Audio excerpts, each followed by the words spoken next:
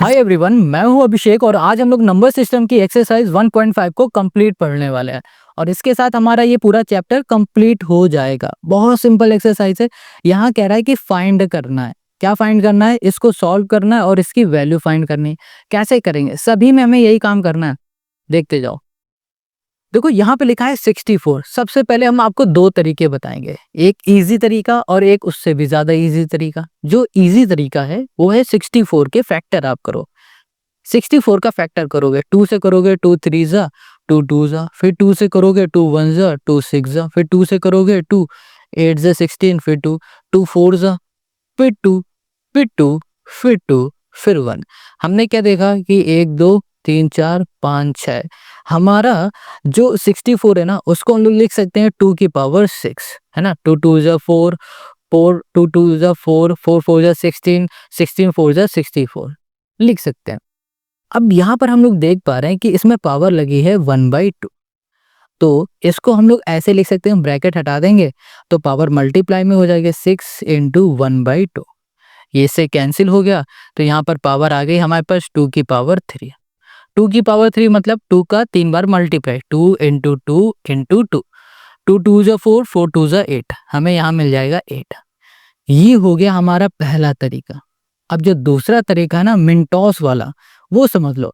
सबसे पहले आपको ना पता होना चाहिए स्क्वायर रूट क्या होता है। 64 ये किस नंबर का स्क्वायर होता है? तो आप कहोगे भैया ये 8 का स्क्वायर होता है। 8 इंटू 8, 8 8 जा क्या होता है 64। 8 इंटू 8 को हम लोग लिखेंगे 8 का स्क्वायर। तो इसको हम लोग डायरेक्ट ये सब ना बवाल करके लिख देते हैं 8 का स्क्वायर। पावर इसमें 1/2 है ना, तो इसका हम लोग मल्टीप्लाई कर देंगे तो ये इससे कैंसिल, हमें आंसर क्या मिल गया 8 मिल गया। अब इन दोनों में आपको जो भी इजी लग रहा हो तरीका वो आप कर सकते हो। वैसे तो हम आपको सजेस्ट करेंगे कि भैया इससे कर लो, टाइम भी वेस्ट नहीं होगा आपका, 2 सेकंड में आंसर आ जाएगा। आप कहोगे 32 को कैसे सॉल्व करें? 32 तो किसी का स्क्वायर होता नहीं है। तो भाई 32 किसी का स्क्वायर नहीं होता है तो 32 को आप सीधा सा फैक्टर कर लो। हम नहीं करेंगे यहाँ पर, क्योंकि अगर इसको हटा दो तो 32 के देखो फैक्टर यहाँ हमें दिख पा रहे हैं। तो कितने हो जाएंगे 1 2 3 4 5, यानी कि 2 की पावर 5। ये हो गया। और यहाँ पर 1/5 पहले से है, हम लोग ब्रैकेट हटा देंगे तो यहाँ पर हो जाएगा 2 की पावर 5 इंटू 1/5। 5 से 5 कैंसिल, यहाँ पर आ गया हमारे पास 2। ये बात क्लियर हो गई। अब देखो तीसरे में आ जाओ 125। 125 ये किसका स्क्वायर होता है? अभी देख लो, यहाँ लिख दिया 125। हम लोग 5 से करते हैं तो 5 2 जा 10 5 5 जा 25, फिर 5 से करोगे यहाँ पर 5, फिर 5 यहाँ पर 1। तो हमने देखा यहाँ पर हो गई 5 की पावर 3। ये आ गया। यहाँ लिखा है 1/3। आप क्या करो, ब्रैकेट हटा दो तो ये हो गया 3 इंटू 1/3। ये कैंसिल हो गया तो यहाँ पर आ गया हमारे पास 5। तो ये हो गया हमारे पास इसका आंसर, है ना। कितना सिंपल और इजी। अब ऐसे ही हमें सारे क्वेश्चन करने हैं। नेक्स्ट क्वेश्चन नंबर 2 में आ जाओ। देखो यहाँ भी हमें यही फाइंड करना है जो पहले में फाइंड किया था। यहाँ पर लगा 9 3 की पावर 2 है। देखो 9 हमें पता है ये होता है 3 का स्क्वायर। कैसे पता? 9 के फैक्टर कर लो यार। ओके, ये क्या बना दिया, 9 के फैक्टर करोगे 3 3 जा 9, पता चल गया। 2 बार 3 है तो इसे हम लोग लिख सकते हैं 3 का स्क्वायर। ब्रैकेट कर दो, यहाँ पर है 3/2 पावर में। अब क्या करेंगे, ब्रैकेट को हटा देंगे तो ये मल्टीप्लाई में हो जाएगा। तो ये हो गया हमारे पास 3/2।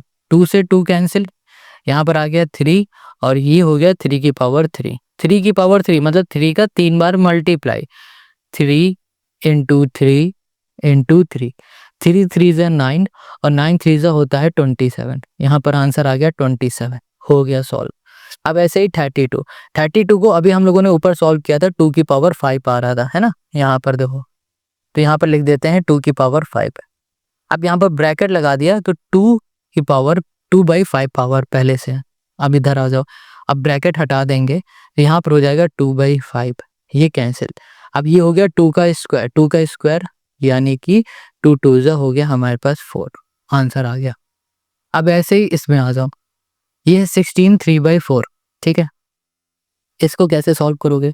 16 हमें पता है ये होता है, इसको लिख सकते हैं 2 की पावर 4। 2 2 जा 4 4 4 जा 16। कैसे? फैक्टर कर लो यार आप 16 के, कुछ इस तरीके से आपको समझ में आ जाएगा। अब यहाँ पर आ जाओ, ये हो जाएगा 3/4।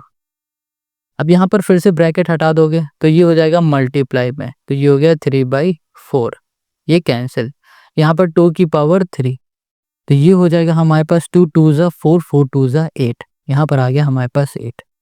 इधर आ जाओ 125 का हमने निकाला था 5 की पावर 3, ठीक है, तो 5 की पावर 3 लिख दिया हमने। अब यहाँ पर डायरेक्ट लिख दे रहे हैं, पावर में 1/3 है ना, तो यहाँ लिख दिया -1/3, माइनस का 1/3, ये इससे कैंसिल, तो हमें मिल गया यहाँ पर 5 - 1, ठीक है। आप इसको ऐसे लिख सकते हो, बट आप ना यहाँ पर देखो ये माइनस का है, तो क्या करो इसका रेसिप्रोकल कर दो, तो 1/5 ये प्लस का हो जाएगा, सिंपल है। जब भी रेसिप्रोकल करते हैं तो ये पावर जो होती है ना प्लस से माइनस माइनस से प्लस की हो जाती है। क्लियर इतनी बात? तो ये हो गया क्वेश्चन सेकंड का हमारा सोल्यूशन, समझ में आ रहा होगा। अब आते हैं हम लोग क्वेश्चन नंबर थर्ड में। क्वेश्चन नंबर थर्ड में हमें करना है सिंप्लीफाई। कैसे सिंप्लीफाई करोगे? देखो 2 यहाँ पर 2/3 इंटू 2 2/3। हमेशा याद रखो, जब भी हमारा बेस सेम होता है, जब भी हमारा बेस सेम होता है, ठीक है, और बीच में मल्टीप्लाई, यहाँ पर कुछ नहीं है ना, इसका मतलब ये डॉट लगा है ना, इसका मतलब ये होता है कि ये मल्टीप्लाई है। बेस सेम होगा, बीच में मल्टीप्लाई लगा होगा तो पावर ऐड होती है, तो यहाँ पर हो गया 2। बेस सेम है, बीच में मल्टीप्लाई है तो पावर ऐड, 2/3 प्लस ये हो गया 1/5, ये हो गया। तो यहाँ पर आ जाओ, तो ये हो जाएगा हमारे पास, इनका एलसीएम लोगे तो कितना हो जाएगा 15। यहाँ पर आ जाएगा हमारे पास 5 2 ज़ा 10 और 3 आ जाएगा यहाँ पर, ठीक है। तो इसको हम लोग लिख सकते हैं 2 13/15। बताओ कोई दिक्कत है इसमें? इजी है ना। चलो अब इधर आ जाओ, यहाँ पर ब्रैकेट हटेगा तो जो 7 है ना वो 1 में भी लगेगा और इसमें भी लगेगा, 1 में भी 7 लग जाएगा ब्रैकेट हटाएंगे तो, और 3 की पावर 3 पहले से, इसी के साथ 7 फिर से लिख दो मल्टीप्लाई में। 1 की पावर 7 हो या 7 लाख हो, 1 हमेशा 1 रहेगा, ये सत्य लॉ है, कभी भी पिघलता नहीं किसी को देख के, तो ये 1 है। अब देखो 7 3 21, तो 3 की पावर हो गई हमारे पास 21, ओके, ये लिख दो। अब इसको ऊपर लाना चाहते हो तो इसको ऊपर ले आओ, यहाँ पर हो गया 3 की पावर -21, ओके। ऐसे भी लिख सकते हो आप, और आप ऐसे भी लिख सकते हो, जैसे आपकी मर्जी हो आप उस तरीके से लिख दो। और ये -21 कैसे हुआ? देखो पिछले वाले क्वेश्चन में क्या था, ऊपर माइनस था ना, जब कभी भी हम लोग रेसिप्रोकल कर देते हैं ना तो साइन चेंज हो जाता है। जैसे कि यहाँ पर माइनस है तो प्लस का, प्लस है तो माइनस का हो गया, अगर माइनस होता तो प्लस हो जाता। क्लियर हो गई बात? अब आ जाओ इसी के थर्ड में। यहाँ पर देखो बेस सेम है, 11 यहाँ भी है 11 यहाँ भी है, और बीच में है डिवाइड। जब कभी भी बेस सेम होगा, बीच में डिवाइड होगा, तो जो पावर होंगे ना वो हो जाएंगी हमारी सब्ट्रैक्ट। क्या होंगी? हमारी सब्ट्रैक्ट हो जाएंगी। ये बात क्लियर, आपको समझ में आ रही है ये बात? ठीक है, तो हम लोग यहाँ पे लिख सकते हैं 11, ये हो जाएगा हमारे पास 1/2 माइनस, यहाँ कर दिया हमने 1/4, ओके। अब यहाँ पर आ जाओ 11, यहाँ पर आ जाएगा एलसीएम में 4, और ये हो जाएगा हमारे पास, यहाँ पर हो जाएगा हमारे पास क्या, यहाँ पर हो जाएगा हमारे पास 2 - 1, यानी कि यहाँ पर आ जाएगा हमारे पास 1/11 कर दिया, 1 बाई, ये हो गया हमारे पास 4, बस ये हो गया हमारा इसका आंसर, है ना, सिंपल।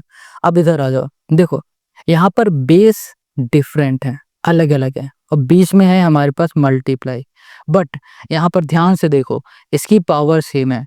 जब कभी भी पावर सेम होगी और बेस अलग अलग होगा और बीच में मल्टीप्लाई लगा होगा तो इनके बेस का हो जाएगा मल्टीप्लाई।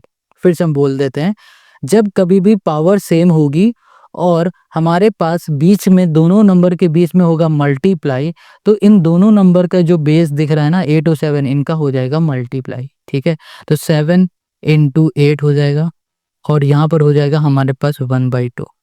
क्लियर? फिर से बताते हैं, बेस डिफरेंट है, बीच में मल्टीप्लाई है, पावर हमारी सेम है, इस केस में हम लोग बेस का मल्टीप्लाई करते हैं, तो यहाँ पर होगा 7 7 × 49 और 7 8 × 56 हो गया, यहाँ पर हो गया 1/2, और यही हो गया क्वेश्चन नंबर 3 का हमारा आंसर। इस एक्सरसाइज में 3 ही क्वेश्चन है और तीनों क्वेश्चन को हम लोगों ने ईजिली तरीके से सॉल्व कर लिया। अगर कहीं भी कोई डाउट है ना, कमेंट करके ज़रूर बताओ। मिलेंगे नेक्स्ट वीडियो में, और नेक्स्ट वीडियो में सॉल्व करेंगे चैप्टर 2 जिसका नाम है पॉलीनोमियल। और पॉलीनोमियल की एक्सरसाइज हम लोग पूरा आज, आज नहीं अगली वीडियो में कंप्लीट पढ़ेंगे। लिंक आपको मिलेगी डिस्क्रिप्शन में। और हाँ, जाने से पहले कमेंट करके ज़रूर बताना कि आपको ये वीडियो कैसी लगी।